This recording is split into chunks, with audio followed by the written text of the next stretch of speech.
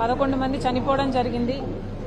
ఇంకా చాలా మంది అఫెక్ట్ అవ్వడం జరిగింది.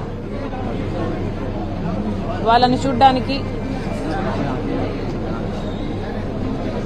ఈరోజు ఇక్కడికి రావడం జరిగింది.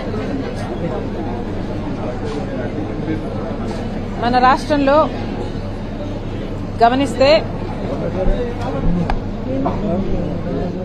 పాలు కల్తీ, నెయ్యి కల్తీ, మద్యం కల్తీ, వాగ్దానాలు కల్తీ, అసలు మొత్తం పాలన కల్తీ. ఇది ఈరోజు ఆంధ్ర రాష్ట్ర పరిస్థితి. వరలక్ష్మి మిల్క్ వెండర్ అని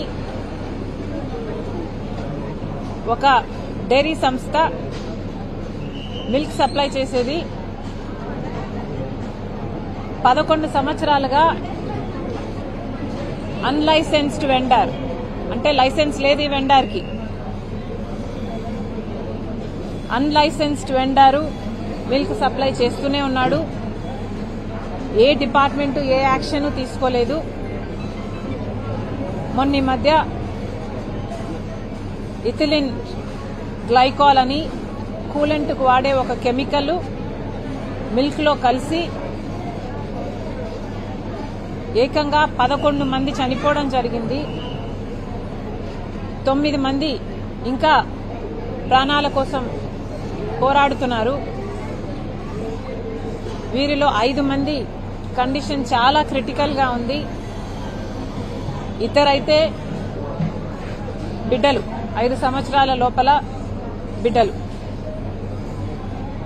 ఇది ఎంత షాకింగ్ గా, ఎంత భయంకరంగా ఉంది అంటే వినడానికి కూడా ఇది నిజంగానే పాల వల్ల ఇది జరిగిందా అని ఆ పేషెంట్లను చూస్తుంటే వాళ్ళకి ఏ మెడికల్ హిస్టరీ లేదు. ఇంతకు ముందు శుభ్రంగా ఉన్న ఆరోగ్యాలు కూడా డయాలసిస్ ట్రీట్మెంట్ జరిపించుకునే పరిస్థితికి, ఆర్గన్స్ షట్ డౌన్ అయిపోయే పరిస్థితికి, వెంటిలేటర్ల మీద ఉండే పరిస్థితికి వాళ్ళ ఆరోగ్యం ఇలా దిగజారిపోయింది అంటే ఇది నిజంగానే చాలా చాలా ఆశ్చర్యం.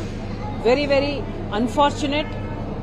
ముఖ్యంగా ఇక్కడ గమనించాల్సిన విషయం ఏమిటంటే for no fault of theirs, వాళ్ళు చేసిన తప్పు ఏమీ లేదు దీంట్లో.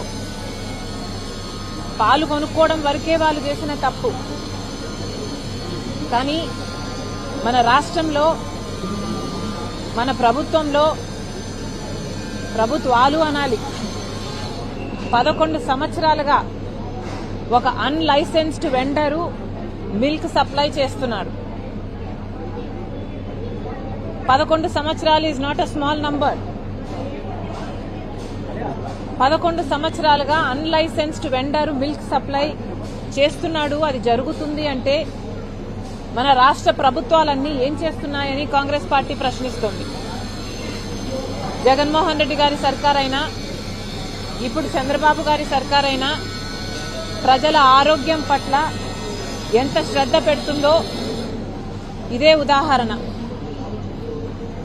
11 సంవత్సరాలుగా అన్లైసెన్స్డ్ వెండర్ మిల్క్ సప్లై చేస్తున్నాడు. ఇది ఈ ఒక్క ఇన్స్టెన్సే కాదు.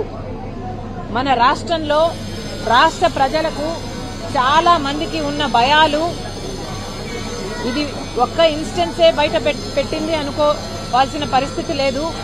అసలు ఎక్కడ చూసినా ఒక మిల్కే కాదు, గుడ్లైతేనేమి, చికెన్ అయితేనేమి, లేక ఇలాంటి అందరూ జనాలు రెగ్యులర్ గా వాడే పదార్థాలలో కూడా అష్యూరెన్స్ లేని పరిస్థితి ఈ రోజే కాదు, మన రాష్ట్రంలో ఎప్పటి నుండో ఉన్న పరిస్థితి ఇది.